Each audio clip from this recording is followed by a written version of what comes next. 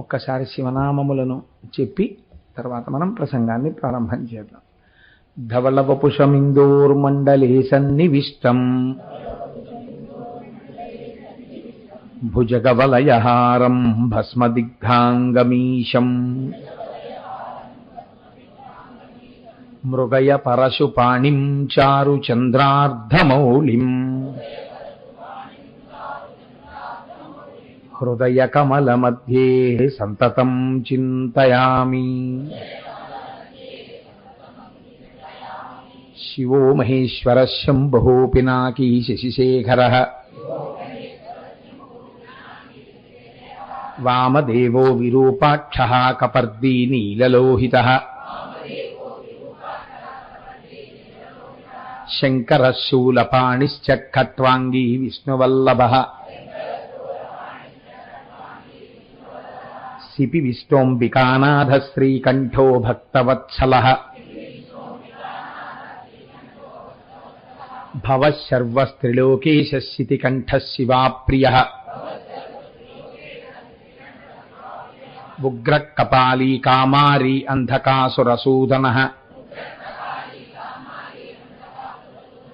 గంగాధరో లలాటాక్ష కాళకాలః కృపానిధిః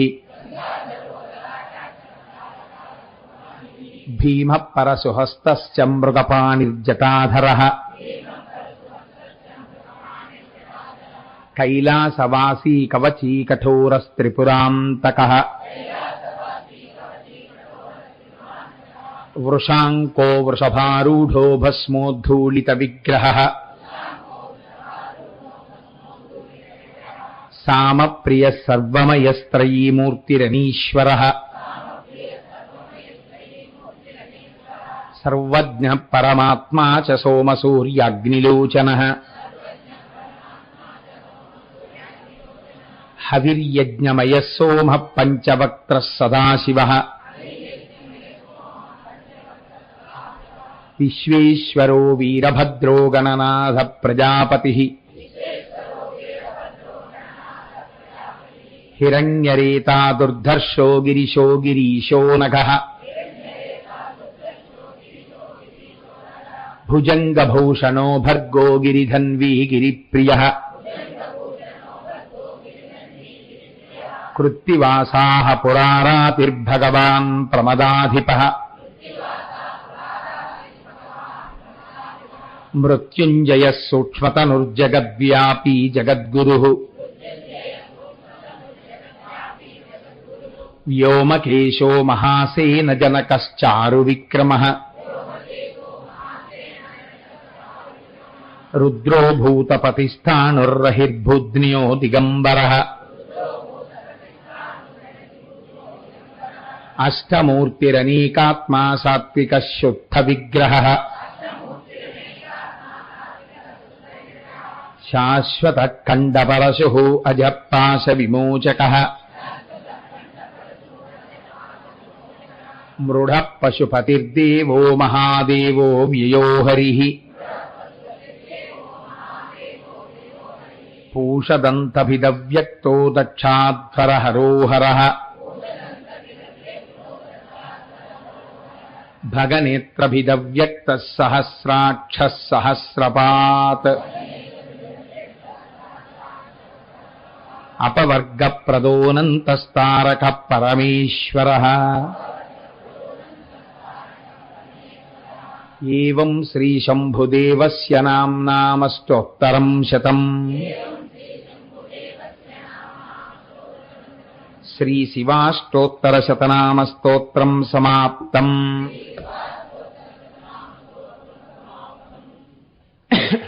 ఈనాటి ఉపన్యాసాన్ని నేను ప్రారంభం చేసే ముందు మీకు ఒక చిన్న సూచన చేసే ప్రయత్నం చేస్తాను.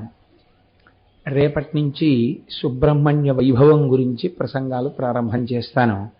దాన్ని బహుశः 10వ తారీఖు నాటికి స్వామి అనుగ్రహంతో వల్లీ కళ్యాణంతో పూర్తి చేస్తాను.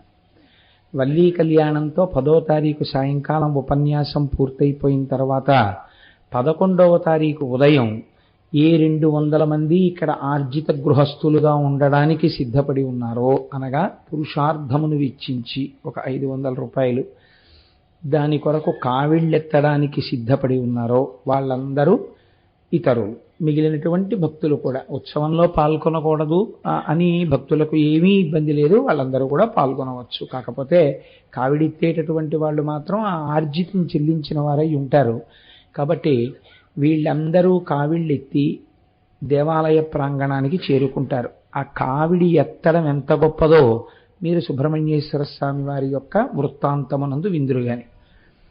ఇక్కడికి చేరిన తరువాత స్వామికి వాళ్ళు తీసుకొచ్చినటువంటి పాలతోటే అభిషేకం జరుగుతుంది. అభిషేకం అయిపోయిన తర్వాత స్వామివారికి హోమం జరుగుతుంది.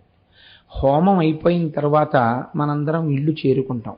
సాయంకాలం మళ్ళీ వల్లీ కళ్యాణం జరుగుతుంది. వల్లీ కళ్యాణం ఈ తలపెట్టిన కార్యక్రమం చాలా అరుదు, ఎక్కడో తప్ప ఎప్పుడో తప్ప జరగదు.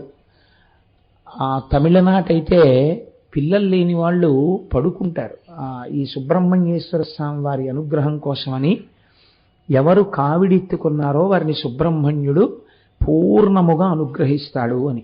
అందుకని వారి యందు ఆ సుబ్రహ్మణ్యుని యొక్క అనుగ్రహము ప్రచోదనమై ఉంటుంది కనుక వారు దాటితే వారికి సంతానము కలగనటువంటి పాపము పరిహరింపబడుతుంది అని వాళ్ళు విశ్వసిస్తారు. విశ్వసించి పడుకుంటుంటారు. అది చాలా పరమ పవిత్రమైన ఉత్సవంగా జరుగుతుంటుంది. నాకు తెలిసి పెద్దలు ఎవరైనా చేసి ఉండవచ్చు, నేను దాన్ని తక్కువ చేసి మాట్లాడటలేదు.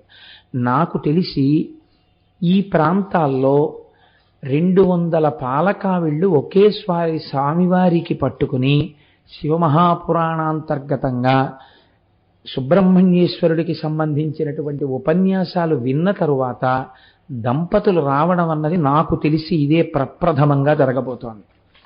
అది కాకినాడ పట్టణంలో జరగబోతోంది. అందున విశేషించి శంకర భగవత్పాదాచార్య స్వామి వారి యొక్క పరమభక్తులై పీఠాధిపతులైనటువంటి శ్రీ శ్రీ శ్రీ స్వరూపానందేంద్ర సరస్వతి స్వామి వారు దీనికి నాయకత్వం వహించి వారి ఆధ్వర్యంలో ఈ కార్యక్రమం జరగబోతోంది.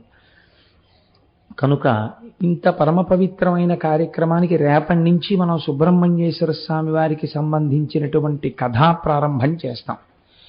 ఇందులో ఎవరైనా ఓపిక ఉన్నవాళ్ళు, నేను అందరి గురించి నేను ఈ మాట చెప్పట్లేదు, ఎవరైనా ఓపిక ఉంటే మేం చెయ్యగలము, ఈశ్వరుడు మాకు శరీరానికి ఆ శక్తిని ఇచ్చాడు అనుకుంటే రేపటి నుంచి వల్లీ కళ్యాణం అయిపోయేంత వరకు కొన్ని నియమాలు పాటించే ప్రయత్నం చెయ్యండి. ప్రత్యేకించి ఈ ఆర్జితం టికెట్స్ తీసుకున్న వాళ్ళలో ఓపిక ఉన్న వాళ్ళకి మాత్రమే నేను చెప్తున్నది. శరీరం అనుమతిస్తే వాళ్ళు పాటించవలసిన నియమాలు బాగా గుర్తుపెట్టుకోండి. ఇంకా నన్ను మళ్ళీ ఆ తర్వాత వేదిక దిగిన తరువాత కానీ వెడుతున్నప్పుడు కానీ మళ్ళీ అస్తమానం నన్ను దాని మీద ప్రశ్నలు, అనుబంధ ప్రశ్నలు, ఉప ప్రశ్నలు ఇన్ని వేయకండి. చెప్తున్నప్పుడే జాగ్రత్తగా వినండి.